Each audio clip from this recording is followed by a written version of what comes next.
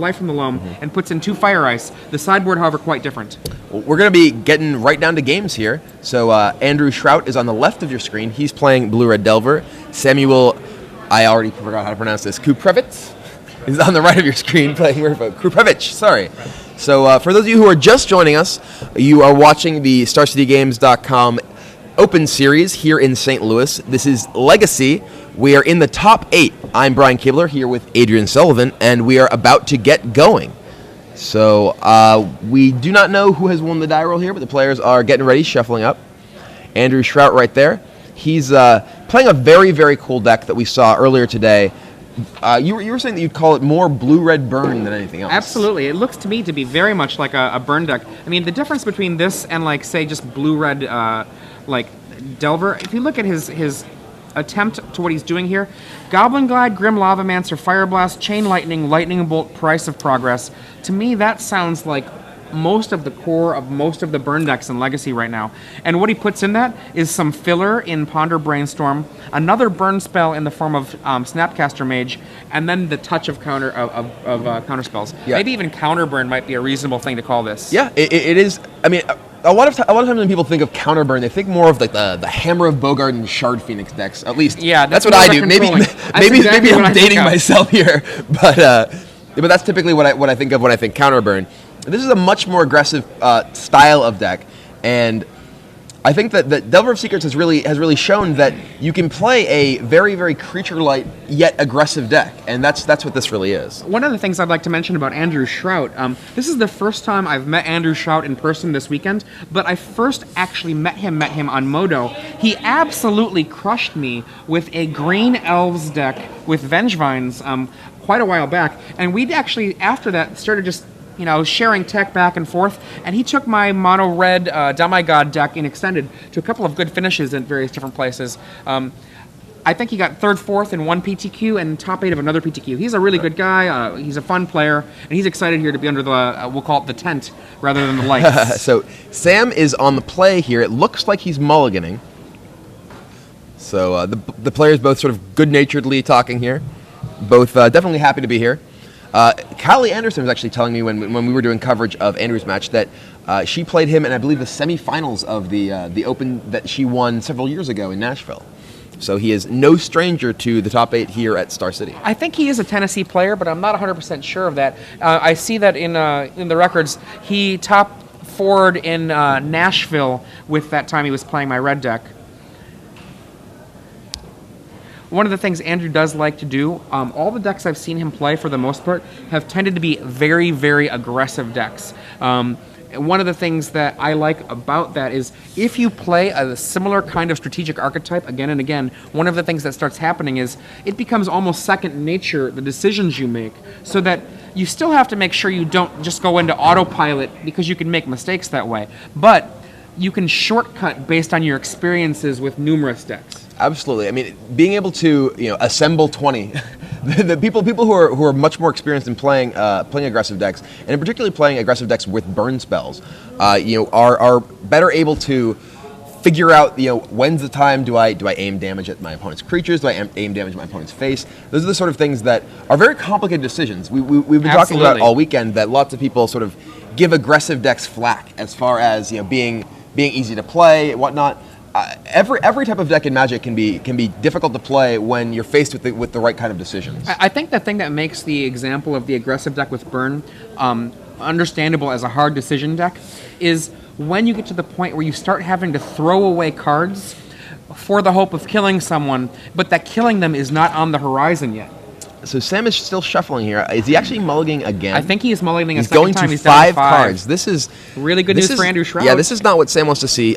As I was saying before, I feel like Andrew is favored in this matchup, and I certainly think he's favored now. Yeah, I definitely tend to agree with that. But yeah, when you get to that position when you're playing a deck that has that aggressive burn element, if you're in a position where you're suddenly throwing away cards for damage, but with the cards that you can see, you can tell that it's not enough damage to kill them if everything goes your way, that's actually an interesting decision point. Absolutely. Yeah, we were told from our spotter on the floor that Sam has yet to draw a hand that contains a single island. Okay, looking at his mana base, he runs 13 islands, and I always like to kind of look to Bertoncini's island count, because I always felt like Bertoncini just barely managed to have enough islands when he played. Okay. So I'm going to do a quick check on that. Yeah, I'm not really familiar with that just off the top of my head. But Yeah, I couldn't tell you how many islands Alex has ran in the past off the top of my head either. Hence the internets. We see an opening of Aether Vial off of a Mutavault from Sam. That's and a fine Andrew start. Shrout starts with a, looks like a Scalding Tarn, and he's going to go fetch something. I'm guessing it'll be a basic land. Maybe basic island into Delver? He could just get a volcanic. His opponent is on 5 cards if he has any other land in his hand. Well, one of the things to look at, though, too, is that his opponent, he knows what his opponent is playing. They've been able to see They each do other's know deck each other's lists. decks. He does know that Sam has 4 copies of Wasteland in his deck. Yeah, and the other part of it, too, is that he wants the Price of Progress to actually do more damage to his opponent than it does to him. And Merfolk is capable of putting together a lot of damage all at once.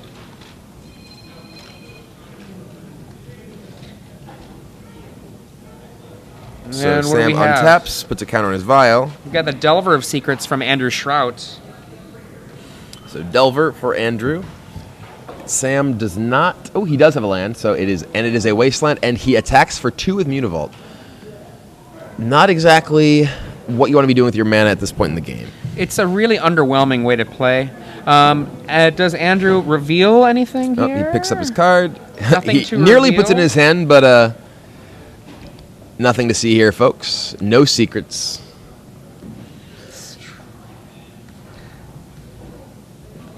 So Andrew plays Grim Lavamancer. Now that's the master card of the matchup. Yeah, Grim Lavamancer is a card that we were talking about before that is really the, I think, the defining card of what's going to be happening in this matchup. I think that Grim Lavamancer is poised to take out all of Sam's creatures. I mean, all that he has to do is fuel the Lavamancer with a graveyard. And he has a deck that is very well set up to do that. Not only does he have burn spells, which should naturally put cards in his yard and kill his opponent's creatures, but he has both Ponder and Brainstorm, which are going to put those cards in his yard as he already has 2 cards in his yard. He hasn't even actually cast a spell that impacts the board. After a lot of loud noise and complaining, my computer finally told me that Alex ran 13 islands. So I will claim that this is sufficient islands for Sam.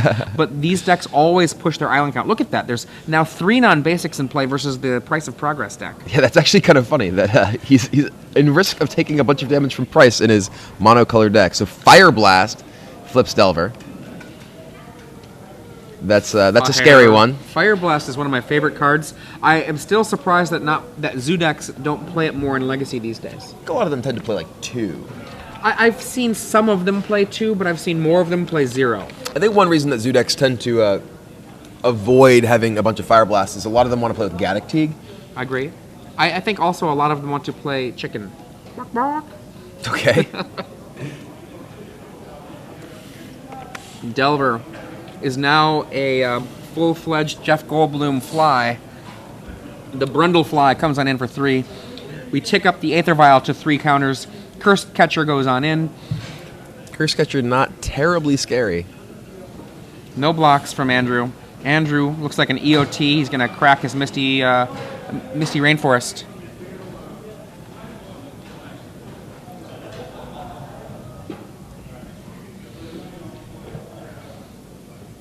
The life totals, Andrew's life total is actually very low. Yeah, he's been taking some beats from that Mutavault and that Curse Catcher. I mean, he does now have an active Lavamancer, and the Merfolk deck doesn't really have much in the way of reach. He does have that Vial on 3, which represents a Reejerey possibly coming down, which can make using the Lavamancer to kill a Mutavault or another Merfolk a bit dicey if he doesn't have a way to actually kill the Reejerey that could come down. Right.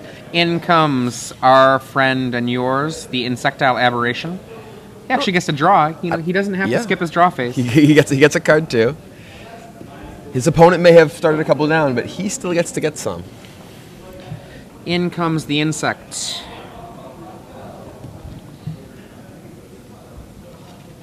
We have a draw. No activation of the Aether Vial. Ooh, so Wow.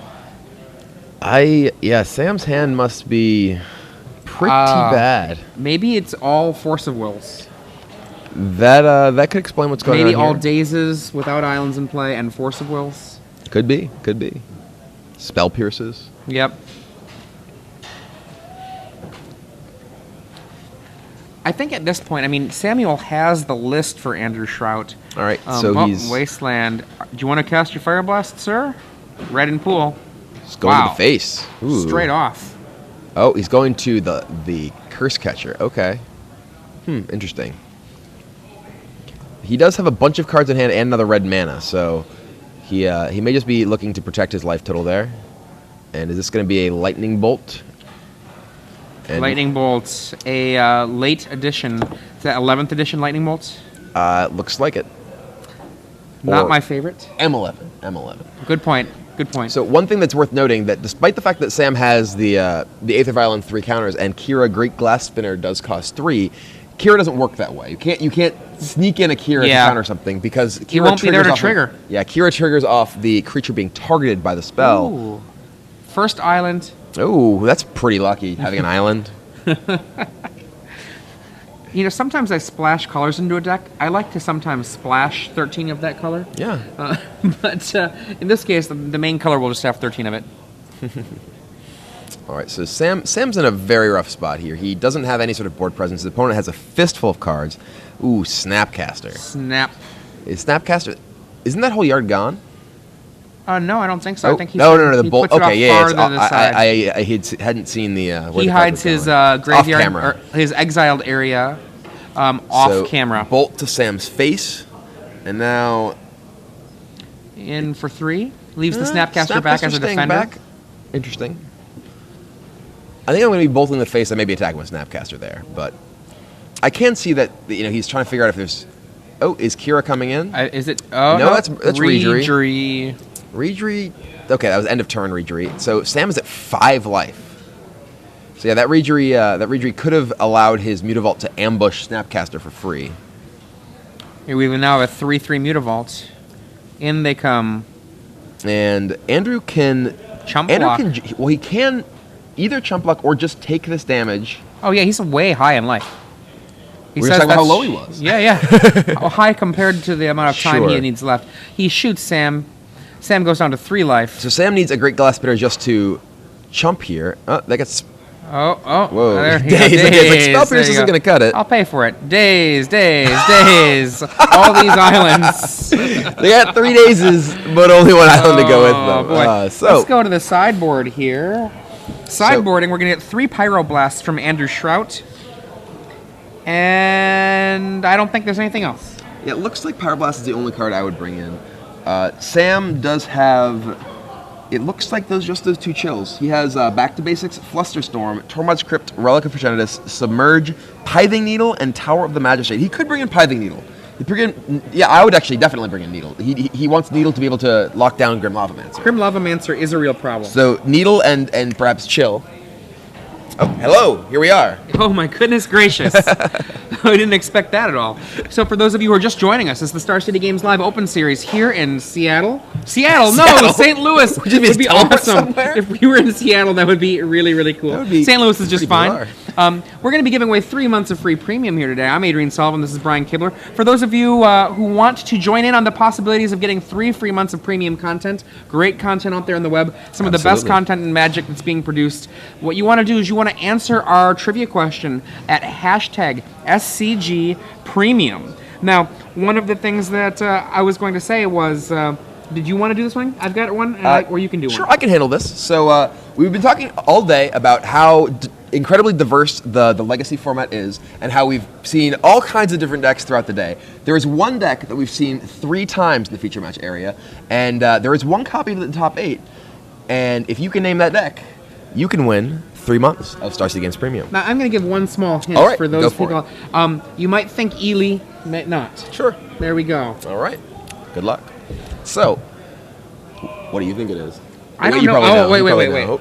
You also have a little list there. Oh, I've that got my is- list. No cheating. I No like cheating. to have my lists. Lists are good. I have lots of lists. I Many have- of them start oh. with 4 Llanowar Elf.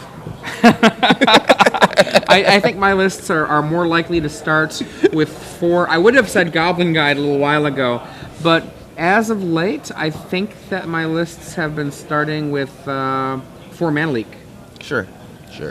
Yeah, I don't actually have many Llanowar Elf decks these days, but I used to. I used to have many. So looking at the sideboard, though, you said you were thinking 2 Pithing Needle and what was the other card? 2 Chill? I think Chill is definitely a card that can have an impact if it comes down in time. Chill is a card that if Sam draws it later in the game, that it's not going to really have much of an effect, but I mean, this is a matchup that can be decided very quickly.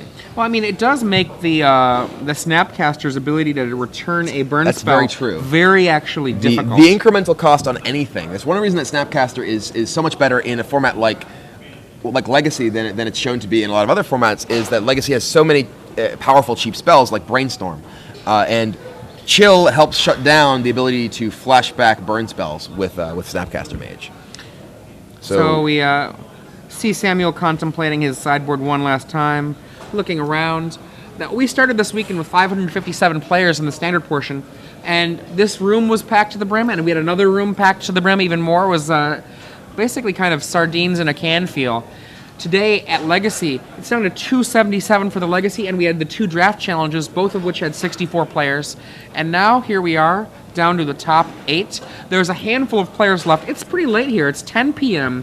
We've been giving you guys Magic for 36 hours now. And I don't know about you, but I could stand to have a little bit more Magic. I know last night we got done. We'd been working at it for about 12 hours. I cracked Moto open right away. I think you did too. It's just kind of how it goes in this place. What can I do to brew up some things with this deck? I mean, after watching a bunch of great standard matches yesterday, I was thinking, what can I do in standard? So definitely after today, I'm looking at these decks. I'm like, what ideas can I pick from all of these for what I want to play? That's a great thing to remember, is borrowing. You know, I can't remember, was it Bono who sang "Every artist is a cannibal, every poet is a thief"? But it's very much the case in Magic as well. I know that I was working on aggressive elves for a while because of Andrew, and that definitely informed the work that I put into the aggressive Dungrove deck before the rotation into the new standard. And that deck was incredibly much like an ATM pack machine for me on Modo, and I have a lot to thank Andrew Shrout for that, because if it hadn't been for him really actually being in the same queues as me about 6 or 7 times in one night and just crushing me with his aggro elves deck, I wouldn't have learned some valuable lessons. So be prepared to learn lessons from decks of all kinds, even if they run kind of silly cards. Yeah, we've seen a lot of cool stuff here today, and there's still have a lot of interesting decisions here in the top 8. I mean, Andrew's deck here is one that I certainly haven't seen in a Legacy tournament before. It looks, we saw I was actually joking yesterday, or rather earlier today, that this looks a lot like the deck that we saw playing yesterday. That's true. I was like, where's his Druidic Satchels? I think one of the things I really like about this deck actually is we were talking about Snapcaster Mage and Zoo, and having a slight disagreement, I think, about it, but we both agreed on one thing. If you use Snapcaster Mage in Modern Zoo to return a Tribal Flames and cast it, you know, that was absolutely worth it. Right. Well, if Tribal Flames is worth it, Price of Progress is usually going to be worth it. Yeah, Price of Progress does a lot of damage. And though I'm guessing the Price of Progress is the card in Andrew's deck that came out for those Pyroblasts in this matchup. Yeah, Price of Progress is middling to weak in this matchup. It would have done a lot of damage last game. Yeah, but that was a bad draw. That was a very bad draw on Sam's part. And even if it had come up, he could have theoretically wastelanded his own lands. So. Okay, we wait for Samuel to get something done. I played, I think, 4 or 5 games against Andrew earlier today. I was not able to pick up even a single one. Oof. His deck definitely seems pretty punishing.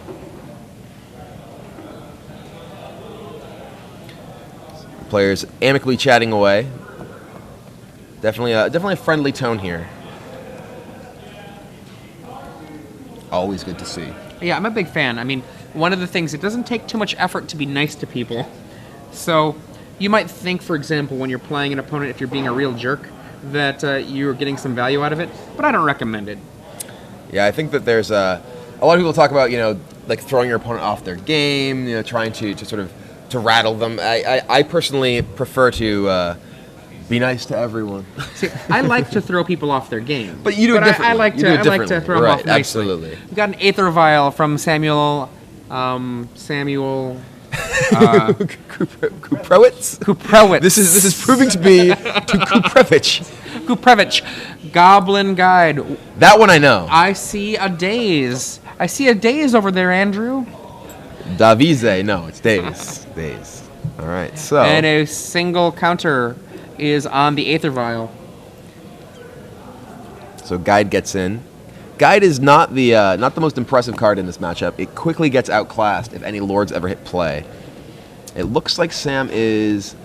It's actually kind of funny. I was about to say, it looks like Sam doesn't have any blue mana. Then I'm like, wait, no, this isn't standard. He just gets Volcanic Island. Like, blue-red in standard has problems with mana. Blue-red in this format certainly does not.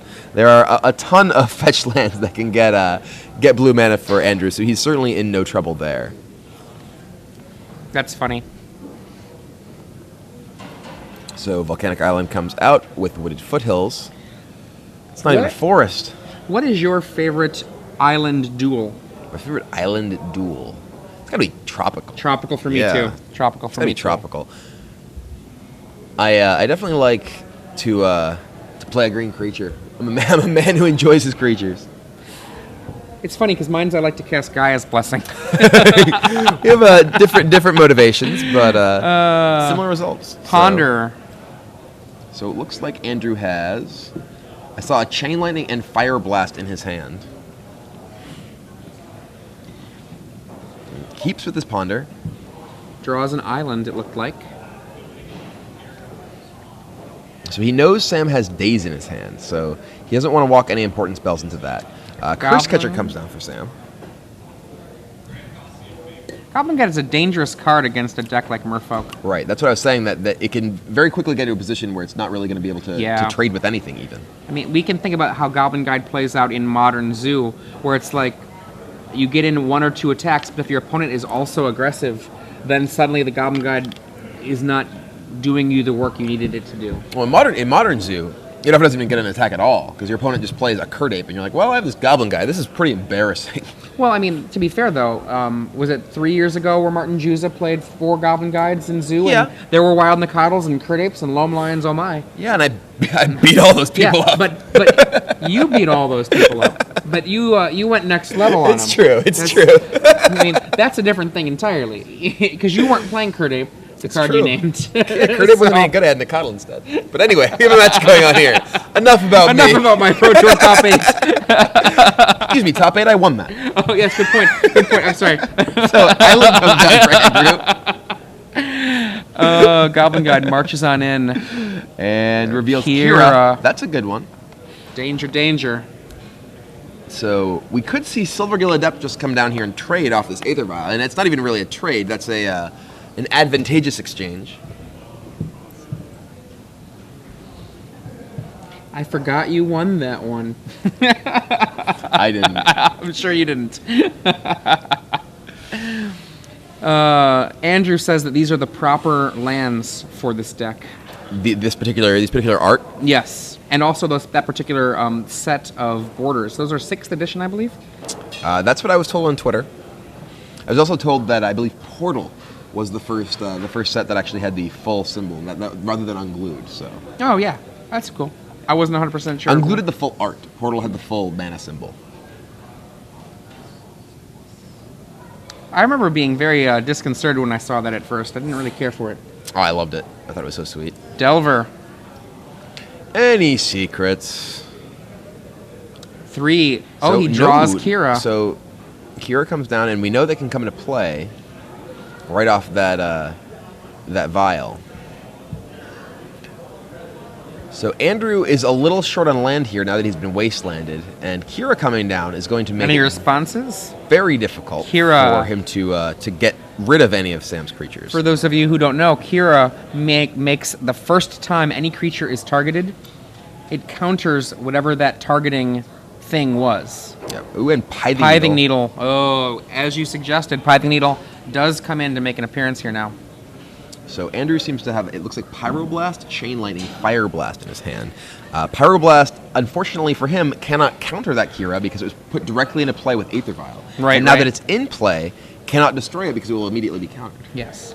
It would take a second card of its kind to of some kind, I should say, not necessarily its kind. And this is this is exactly what you were saying. You felt was going to be the key card here. Yeah. The needle, unsurprisingly naming Grim Lavamancer. Yeah. In case you can't tell what that yellow piece of paper is, it is the words Grim Lavamancer covering up entirely Pithing Needle. The players a little bit of playful back and forth. They're having some fun.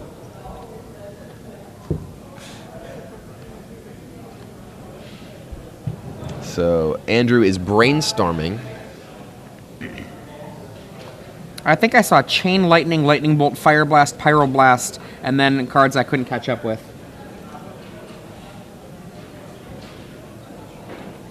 Samuel feels good enough about this. He's high-fiving his friends. He's laughing. Andrew looking down, trying to figure out some way to come into this game and feel good about it. He has not gotten enough damage in to quite burn Sam out yet. He's also pretty light on land. All right, so Delver flips with Chain Lightning. Brundlefly. And now the question is, do you attack? I don't mind attacking here. I feel like you're in a position where the game is going to end very quickly unless you just end the game yourself. So get it done. Silvergill Adept is revealed. So that One thing Andrew Shrout told me earlier today was that when he attacks with Goblin Guide, he never gives his opponent a land. And in the 4 or 5 games we played, he gave me 1 land. I have never seen it. I mean, to be fair, Legacy decks are typically fairly land light. This is true. Unlike in Standard when Goblin Guide was attacking into 26, 27 lands, he's attacking into, here, what, 21 lands? Often you're attacking into 19, 20 lands. So while those are small percentages, they definitely add up in terms of the amount of lands that Goblin Guide is actually giving away. I definitely find that concept just kind of amusing. In certain tournaments, maybe someone casts a turn 1 Goblin Guide every single game of the tournament, or in other tournaments, their Goblin Guide simply never helps out the opponent. Yep. So Chain Lightning from the hand. Face. So he knows that Daze is there, and he's making use of his mana while he can. He's got a Force of Will in his hand. So this is interesting. In Sam's position, 6. last turn he sent both Mutavault and Curse Catcher, and this turn he took a hit from Goblin Guide. With that Kira in play, and knowing that he's able to sort of stabilize at least the creature position, would you have attacked? I don't know. His life total is a very important resource here. Absolutely. He's casting Silvergill Adept. I think it's going to resolve. I don't know what he revealed off of it, though. I mean, I was just thinking about that Chain Lightning. I might have considered losing the Curse Catcher and the Daze to stop it. I think that might have been totally reasonable. I mean, he would only have 2 lands in play, but he lays one down immediately. And if he doesn't lay a 4th land, it didn't actually cost him anything in terms of his mana development. I mean, 6 life is not much. Yeah, I mean, he is playing against a deck that has many. Ooh, he is Force of Will, Silvergill Adept. Okay. And tossing the Snapcaster, which is actually hard to get through both Daze and Curse Catcher. I can agree with that. I mean, the Snapcaster itself might resolve, but I bet the spell won't. So Sam is... we don't know his hand. How many cards does he have? He keeps holding them close to his body rather than close to the table, so I'm not sure how many cards he has. Andrew looks to be down to, I want to say 3 cards. After that Force of Will, something like that. So Sam does not seem to have a Lord that, or even if he does have a Lord, nothing that Sam has at this point can actually profitably stop that Goblin Guide. He can, if he has a Lord, he could trade Curse Catcher for it. Or he can trade Kira for it, but that's not a situation he wants to be in. Force of Willing, that Silvergill Adept, put Sam in a position where that Goblin Guide remains a threat. You'll notice that Andrew, for this game, has maintained being the beatdown. And Reejerey just comes into play. Now we have Samuel with Marrow Reejerey. And Sam has... He sits back with all of his men. He knows his Daze. Oh, Chain Lightning. Chain Lightning. Are you going to go to 3? What you got? And does Float 2 mana Fire Blast you? That might be it. And there's a Daze. Daze, pay. Scotcher, pay. Point. There it is. There Wow. it is. That was a lot of burn very fast from Andrew Shrout. And as we were saying, that is a deck that boom, boom, boom, can just put that damage right in your face. Now imagine if Samuel had not attacked that one turn.